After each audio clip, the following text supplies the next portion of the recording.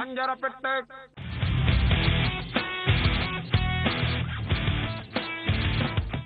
Okay, வீட்டுக்குள்ள வந்தாச்சா? இன்னைக்கு நமக்காக எங்க வீட்டு சமையல்ல யார் அவங்க வீட்டுல வெயிட் பண்ணிட்டு இருக்காங்க, என்ன செய்ய போறாங்க அப்படின்றது எல்லாமே அவங்க கிட்ட கேட்டு தெரிஞ்சுக்கலாம். வாங்க பார்க்கலாம். வணக்கம்மா. வணக்கம் சார். உங்க பேரு? புவனேஸ்வரி. உங்க வீட்டுக்கு வந்திருக்கோம். வாங்க சார். சந்தோஷமா? சந்தோஷம் சார். அஞ்சரை பெட்டி பாப்பீங்களா? பாக்குறேன் சார். தொடர்ந்து பாக்குறீங்களா? தொடர்ந்து பாக்குறேன். எல்லா டிஷ்ஷும் செஞ்சு பாப்பீங்களா? ஒரு சில இந்த ரொம்ப நல்லா இருக்கும் அப்படின்ற டிஷ் எல்லாம் செஞ்சு பார்ப்பேன். உடனே நல்லா வந்திருக்கா? வந்துருக்குங்க சார். சரி, இன்னைக்கு நீங்க என்ன டிஷ் நல்லா வர மாதிரி செய்ய போறீங்க? சுருள் போலி சார். சுருள் போலியா? ஆமாங்க சார். இது எந்த ஒரு special? Dharmapuri special. Dharmapuri special. இது எப்பெல்லாம் செய்வீங்க சுருள் போலி? தீபாவளி, குழந்தைங்க எப்பயாவது கேட்டா கூட செஞ்சு. அப்படியா? சோ தீபாவளிக்கு செய்யக்கூடிய ஒரு புதுவிதமான ஸ்வீட் ரெசிபி. தீபாவளிக்குன்னு ஒரு கம்மியான நாட்கள் தானே இருக்கு. சரி, ஓகே. அண்ட் இந்த தர்மபுரி பொறுத்த வரைக்கும் பாத்தீங்கன்னா பெங்களூர் பார்டர்ல இருக்கு. ஓகேவா? ஓசூர் உங்க ஊர்ல இருந்து பிரிஞ்சதுக்கு அப்புறமா இங்க வந்து பாத்தீங்கன்னா உங்களுக்கு பொழுதுபோக்கு அப்படின்றது என்னது உங்க ஊர் மக்களுக்கு? ஒகேனக்கல் போவாங்க, ஏற்காடு. அதான் பக்கத்துல 2 டூரிஸ்ட் ஸ்பாட் இருக்கா? சரி, அடிக்கடி இங்க வந்து நடக்கக்கூடிய ஃபங்க்ஷன்ஸ் அந்த மாதிரி ஏதாவது இருக்கா? அவ்வளவா இல்ல. சரி, ஓகே. அடிக்கடி எல்லார் வீட்லயும் செய்யக்கூடிய ரெசிபின்னு இருக்கா? தர்மபுரிக்குன்னு ஸ்பெஷல் ஏதாவது இருக்கா? நிறைய அதிர்சம் செய்வாங்க சார். நிப்பட்டுன்னு ஒரு ஐட்டம் செய்வாங்க. நிப்பட்டு அதிர்சம் இதான் தர்மபுரியில எல்லார் வீட்லயும் அடிக்கடி ஸ்நாக்ஸ்னா. பருப்பு உருண்டை. பரவாயில்லையா, ட்ரெடிஷனல் நிறைய டிஷ் செய்யறாங்க. சரி, இன்னைக்கு இந்த சுருள் போலி இது நிறைய வீட்டுல இருக்குமா இல்ல உங்க வீட்டுல மட்டும்தானா? இல்ல, நிறைய செய்வோம். ஆரம்பிப்போமா? இந்த சுருள் போலி செய்யறதுக்கு என்னென்னலாம் தேவை? பொட்டுக்கல்ல, சர்க்கரை, முந்திரி, வெள்ளரி விதை, மைதா மாவு, நெய், ஏலக்காய் பிடிச்சது, தேவையான அளவு எண்ணெய். அவ்வளவுதானா? சரி, இப்ப இந்த ஃபர்ஸ்ட் என்ன பண்ண போறீங்க இந்த சுருள் பொடிக்கு? கொஞ்சமா நெய் விட்டு முந்திரி வெள்ளரி விதை பொரிச்சு எடுத்துட்டு, சரி, அப்புறம் மாவு பிசையணும். ஓகே. எண்ணெய் சூடாக்குள்ளார மாவு பிசைஞ்சு பூரி செஞ்சு நான் ரெடி பண்ணிடுவேன். ஓகே. என்ன மாவு? மைதா மாவு. மைதா மாவு. சரி, இந்த கடலை, பொட்டுக்கடலை, சக்கரை எல்லாம் என்ன பண்ண போறீங்க? மிக்சியில பொடி பண்ணி எடுத்துக்கணும். சரி, பொடி பண்ணிட்டு சுருள் போலி செஞ்சு அதுல வச்சு சுருட்டிடணும். சரி, ஐ திங்க் நம்ம வந்து ஸ்டெப் பை ஸ்டெப்பா பார்த்தா தான் புரியும்னு நினைக்கிறேன். இப்போதைக்கு பாத்தீங்கன்னா ஃபர்ஸ்ட் இந்த முந்திரி வெள்ளரி விதை வறுத்துக்கணும். இல்லைங்க, இது ரெண்டும் சர்க்கரையும் பொட்டுக்கல்லையும் மிக்சியில பொடிச்சு எடுத்துக்கணும். ஃபர்ஸ்ட் அரைச்சு வச்சுக்கலாமா? சரி, ஓகே. என்னங்க? பொட்டுக்கல்ல. சரி, அடுத்து சர்க்கரை கொடுங்க. அதோட சேர்த்து அரைச்சிடலாமா?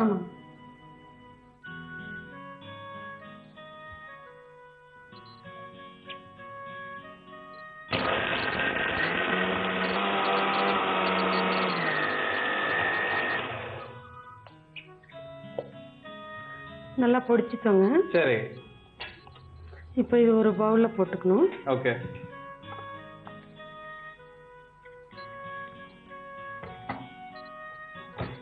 ஏலக்காய் பொடி கொடு. இதோட ஏலக்காய் பொடி.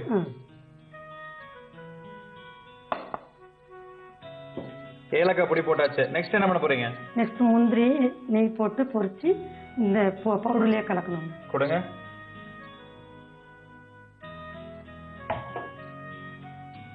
நெய்ல தான் வறுக்கணும். ஆமாங்க. இந்தாங்க. கொஞ்சம் நெய் போட்டாலே போதும். சரி, இந்த முந்திரியோட ஏதோ சேர்த்து வச்சிருக்கீங்களா? என்னது இது? வெள்ளரி விதை. அதே அதோட வறுக்கணுமா? ஆமாங்க. ரெண்டும் பொரிச்சு அதுல போட்டா டேஸ்ட் நல்லா இருக்கும். வெள்ளரி வந்து ரொம்ப குளிர்ச்சி, உடம்புக்கு நல்லது. போதுமா அத்தனோட நெய்? போதுங்க.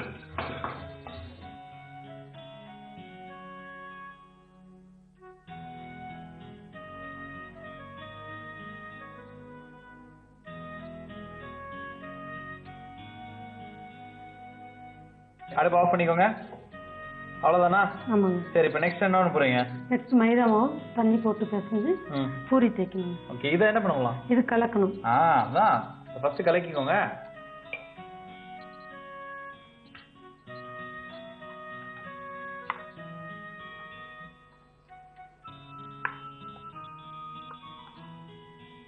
நல்லா கலந்தாச்சுங்க.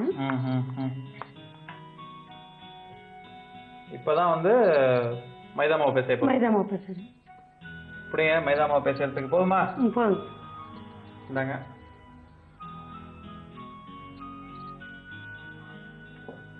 தண்ணி கொடுங்க. தண்ணி போட்டு மைதா மாவு பிசையணுங்க.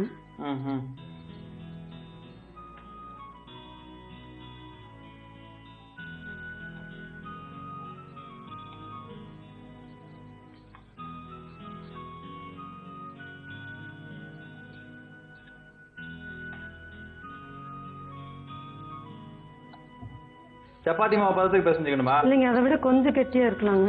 ஓகே. அதுக்குள்ள ஸ்டஃபிங் பண்ணுமா இல்ல எப்படி இது? ஸ்டஃபிங் பண்றது இல்லைங்க. பூரி எண்ணெயில பொரிச்சு எடுத்து கடலை மாவு சக்கரை கலந்தது அதுல போட்டு அப்படியே சுருட்டி வைக்கிறது. ஓ, அப்படியே சும்மா தூவிட்டு தூவிட்டு போதுமா? போதுங்க. மாவு இந்த பதத்துக்கு பிசைஞ்சுக்கிட்டு. ஓகே, அதாவது சப்பாத்தி மாவு பதத்தை விட கொஞ்சம் கெட்டியா? கொஞ்சம் கெட்டியா. Okay okay. பாத்தீங்கன்னாலே தெரியும் உங்களுக்கு எந்த பதம் அப்படின்றது. இதான் நம்ம வந்து சின்ன சின்ன உருண்டையா உருட்டி அவங்க வந்து பூரி போட போறீங்க. ஓகே, இந்தாங்க. அதுக்கு முன்னாடி எண்ணெய் காய வச்சுக்கலாமா? இல்லைங்க சார், பூரி செஞ்சுட்டே. பூரி செஞ்சு உடனே போடணும்ல? ஆமா, உடனே போடணும். அப்பா எண்ணெய் காய வைக்கணும்ல? இல்ல இல்ல, உடனே போடணும். அதனால நம்ம தேய்ச்சிட்டே போட்டுக்கலாம். சரி, ஓகே. உருண்டை பிடிச்சாச்சுங்க. சரி, அவ்வளவுதானா? இப்ப நெக்ஸ்ட் அடுப்பு பத்த வச்சு பூரி மாதிரி தேய்ச்சி போட வேண்டியதான். காய வச்சுக்கோங்க எண்ணெய.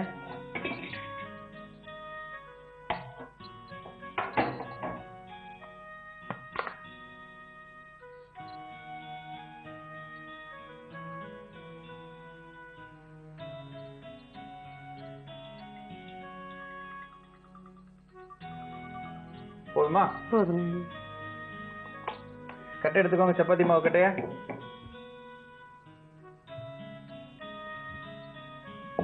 இந்தாங்க, என்ன பண்ணுமோ பண்ணுங்க.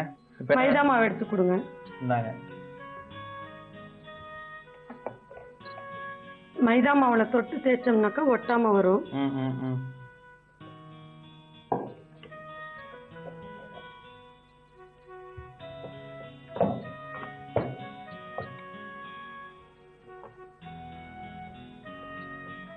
நல்லா மெல்லிசா போட்டுக்கோங்க.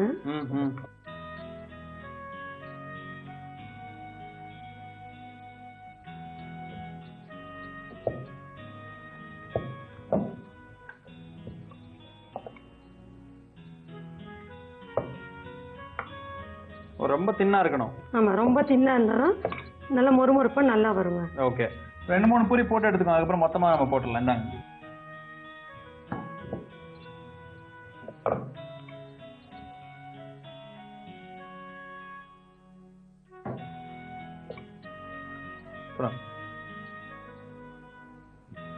பேப்பர் மாதிரி ஆக்கிட்டீங்களா? அவ்வளவு பேப்பர் மாதிரி இருந்தா தான் மொறுமொறுப்பா வரும். ஓஹோ,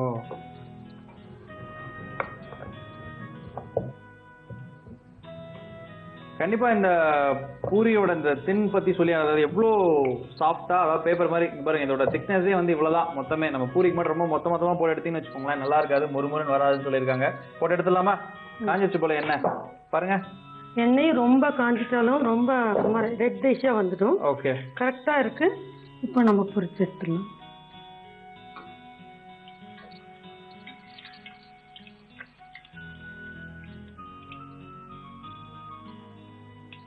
ஓ, இதுலயே வச்சிரணும்? ஆமா. ஓஹோ,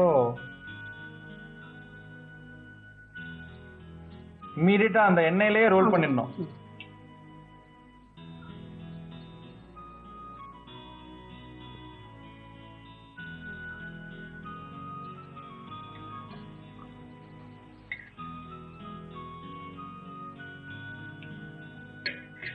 ஓ, அந்த சூட்டோட பிடிக்கும். போட்டாதான் டக்குன்னு பிடிக்கும்.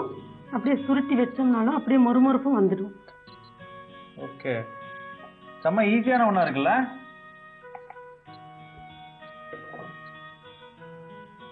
இப்ப இந்த போலி போட்டு எடுக்கிறீங்கல்ல, பெரும்பாலும் இந்த பருப்பு போலி, தேங்காய் புல் எல்லாம் பாத்தீங்கன்னா ஒரு 2 நாள் ஃப்ரிட்ஜ்ல வச்சுப்பாங்க. இது எப்படி? இல்லைங்க, இது 10 நாள் இருந்தா கூட ஒண்ணும் ஆகாது, நல்லா இருக்கும். ஓஹோ, ஒரு டப்பால போட்டு வச்சா போதும்? டப்பால போட்டு வச்சா. ஃப்ரிட்ஜ்ல எல்லாம் வைக்கணும்னு அவசியம் இல்லை. அப்படியே தான் மொறுமொறுன்னு தான் இருக்கும். மொறுமொறுன்னு ஆயிடும். அவ்வளவுதானா? சூப்பருங்க. அடுப்பு ஆஃப் பண்ணிக்கோங்க. டக்குன்னு வந்தாங்க அப்படி சும்மா டமுல்னு ஒரு சூப்பரான அருமையான ரெசிபி இது. சுருள் போலி அப்படின்னு சொல்லிட்டு ரொம்ப சூப்பரா செஞ்சு காமிச்சாங்க. ஜாலியா பேசுனீங்க. அவ்வளவுதானா?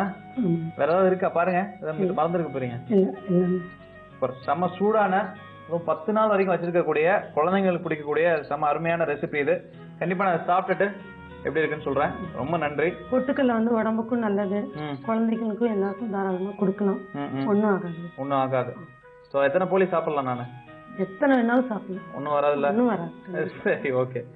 இந்த சுருள் போலி நான் டேஸ்ட் பண்ணிட்டு எப்படி இருக்குன்னு சொல்றேன். அதுக்கு முன்னாடி ஒரு சின்ன ரீகேப். சுருள் போலி செய்யறதுக்கு ஃபர்ஸ்ட் மிக்ஸி ஜார்ல பொட்டுக்கடலை, சர்க்கரை ரெண்டுத்தையும் போட்டு நல்லா மை போல அரைச்சுக்கோங்க. அரைச்சதுக்கு அப்புறம் ஒரு பிளேட்ல போட்டுட்டு அதோட ஏலக்காய் தூள், முந்திரி பருப்பு, வெள்ளரி விதை இது ரெண்டுத்தையும் நல்லா நெய்ல வறுத்துட்டு அதையும் போட்டு பிசைஞ்சு எடுத்து வச்சுக்கோங்க. மைதா மாவை நல்லா பிசைஞ்சிட்டு தகடு போல அந்த பூரி பதத்துக்கு தேய்ச்சிக்கோங்க. தேய்ச்சிட்டு நல்லா காஞ்ச எண்ணெயில இதை போட்டு எடுத்து வச்சுக்கோங்க. சுட சுட அந்த பூரியில இந்த கடலை மாவு மிக்ஸை போட்டு ரோல் பண்ணி கொடுத்தீங்கன்னா சுட சுட சுருள் போலி ரெடி.